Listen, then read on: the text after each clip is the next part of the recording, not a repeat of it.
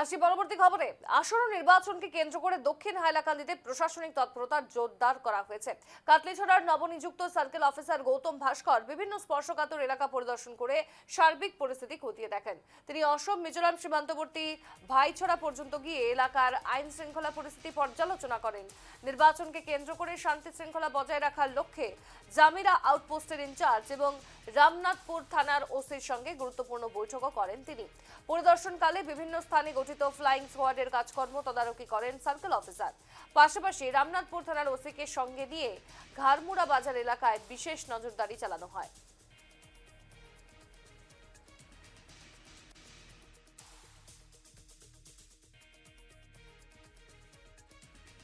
আমরা একটু যাব বিস্তারিত জানতে। সরাসরি এই মুহূর্তে হাইলাকান্দিতে প্রতিনিধি রামধন দাস আমাদের সঙ্গে যুক্ত হয়েছে।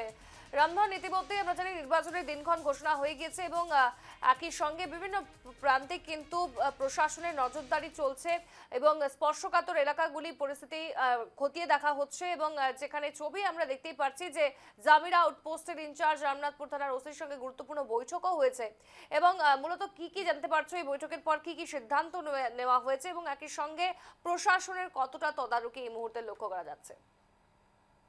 একেবারে সোনালী লক্ষ্য নির্বাচনের দিন তারিখ ঘোষণা হওয়ার পরেই কিন্তু এক প্রকার তৎপর হয়ে পড়েছে হাইলাকান্দি জেলা প্রশাসন। হাইলাকান্দি জেলা প্রশাসনের উদ্যোগে কিন্তু জেলার প্রায় 18টি স্থানে কিন্তু প্রতিদিন ফ্লাইং স্কোয়াড এবং এসএসটি দুটো দল পাঠানো হয় এবং তারা প্রতিনিয়ত টহলদারি চালায় বা নজরদারি রাখে। গাড়িগুলোর তদারকি হচ্ছে যাতে কোনো ধরনের মোটা অঙ্ক যাতে এই অঙ্কের টাকা যাতে এই পাচার না হয় বা কোনো ধরনের সামগ্রী যেগুলো এই আচরণ বিধি উল্লঙ্ঘন করে সেগুলো যাতে পাচার না হতে পারে সেই দিকে নজর রেখে কিন্তু প্রতিটি প্রায় 18টি জায়গায় প্রতিদিন হচ্ছে নজর টহলদারি এবং সেগুলোতে তদারকি চালাচ্ছে এই ফ্লাইং স্কোয়াড এসএসটি দলগুলো। এবং তাছাড়া বলতে হবে যে সার্কেল অফিসার কাটলিচর সার্কেল অফিসার ইতিমধ্যে দক্ষিণ হাইলাকান্দি যে অঞ্চল রয়েছে সেখানকার অধিকাংশ অঞ্চল তিনি কিন্তু টহলদারি করেছেন, ঘুরেছেন যাতে সেই স্পর্শকাতর এলাকাগুলো যা রয়েছে দক্ষিণ হাইলাকান্দি সেই জায়গাগুলোতে যাতে কোনো ধরনের সমস্যার সৃষ্টি না হয় এই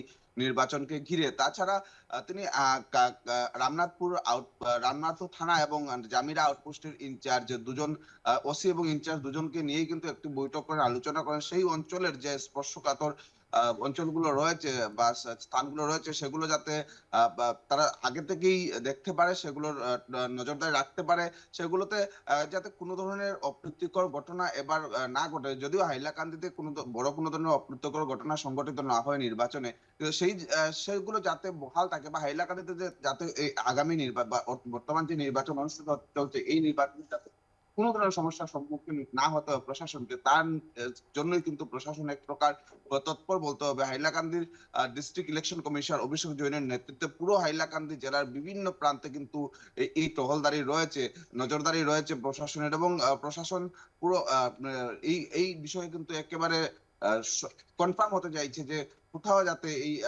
নির্বাচন কোনো সমস্যার সৃষ্টি না হয়।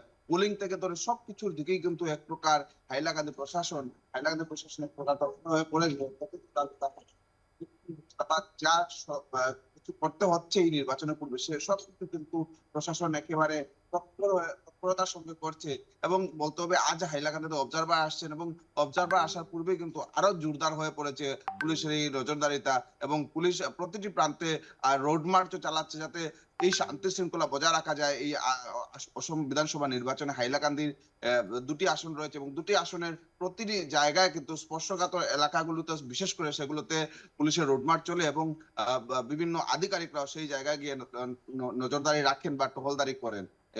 সোনালী, বেশ, ধন্যবাদ তোমায় রামধন।